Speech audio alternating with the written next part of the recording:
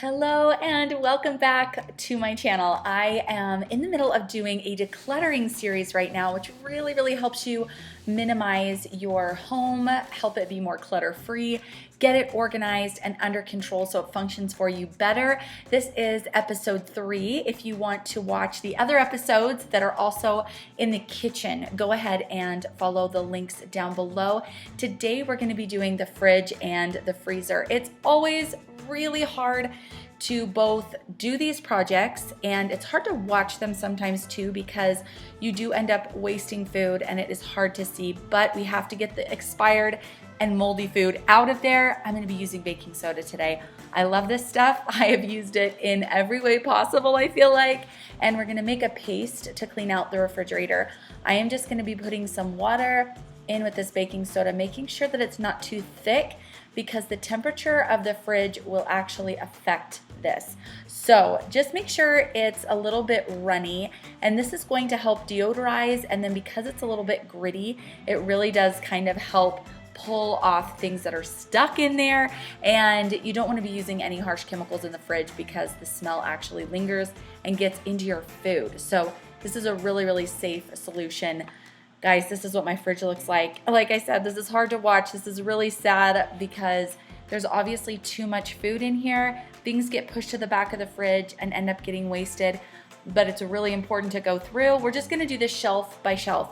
If you want to do this all at once, it takes about an hour, but if you wanna just go shelf by shelf, this would be a great little 10-minute decluttering project, just one shelf, 10 minutes, and then take the next day 10 minutes. So anyway, I'm gonna go ahead and start with this shelf and then use that baking soda solution to clean off anything that is stuck.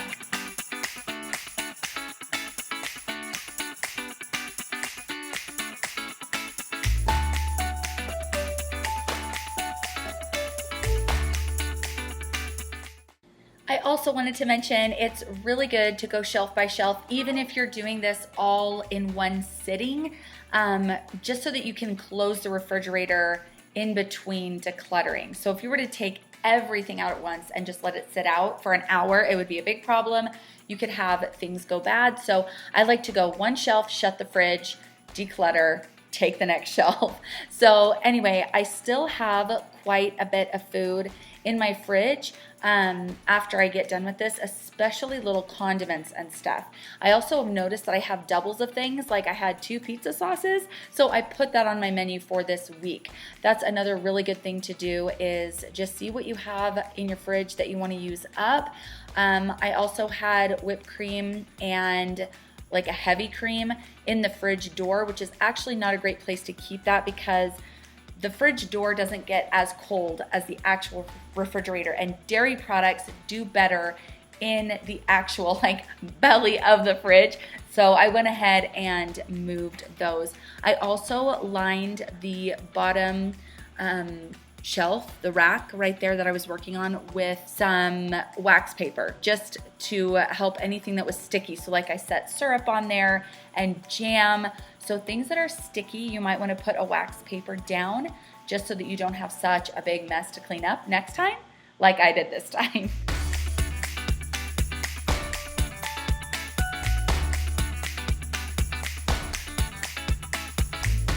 Another tip I have is to go ahead and clear your workspace before you start your project. So I got all of the dishes out of the sink just so that I could use the sink in this project. So I actually ended up putting this garbage bag in the sink for a while just because I needed the space right there. I also ended up using the sink to wash out some drawers. So I also had my countertops cleared off, wiped down. That was really helpful because I need all that space to work in. Also, I lit a candle, and I do love to do this anytime I'm home, let's be honest. But the fridge can be a smelly job. So this is a good time to light a candle, start a diffuser, maybe drop a couple drops of essential oil in your sink, just so this space that you're working in smells a little bit more pleasant. I also open up the windows. So those are just a couple of ideas to make this job a little bit easier.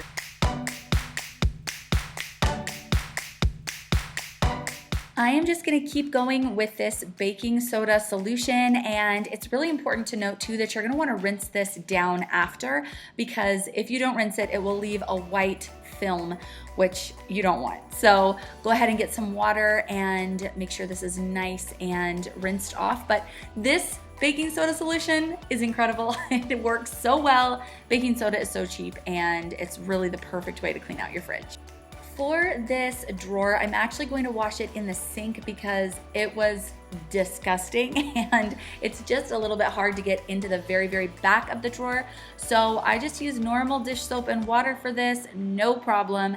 It cleaned out really well, and then I just organized everything outside of the fridge before I put it back in. That made it a little bit easier too.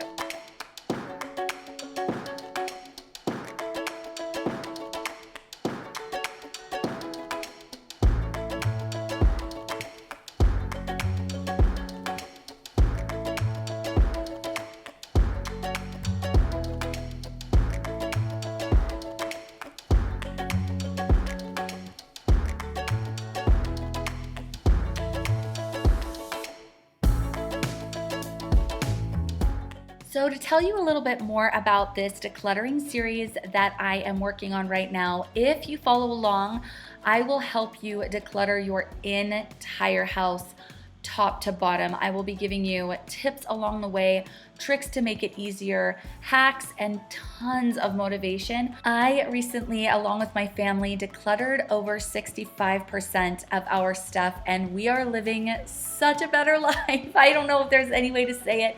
We just have more time and energy for the things that we really care about. So it's been an amazing, amazing experience. We actually want to declutter quite a bit more. We would like to get down to about 75% decluttered. So we are going to keep working until we feel like we've gotten to a point where we are more comfortable and we feel like our home is just a little bit more manageable.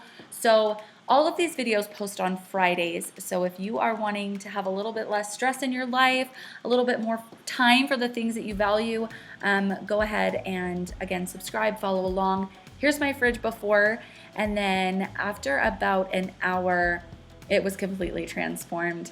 Again, I feel bad about the wasted food, but there is no other way. If the food has gone bad, that's it. It's gotta go. So the goal is to try and not let it get to that point again. So you've got to maintain this. You've got to go make a note in your planner or something to come back and reassess your fridge. I say once a week. If that's how often you shop, that's how often I shop. So I just got lazy. I let it get away from me, and that's how we ended up wasting food. I also cut our grocery bill in half, and that has really, really helped me keep everything a little bit more under control, even though it was still out of control. Oh, it's a progress. It's a progress.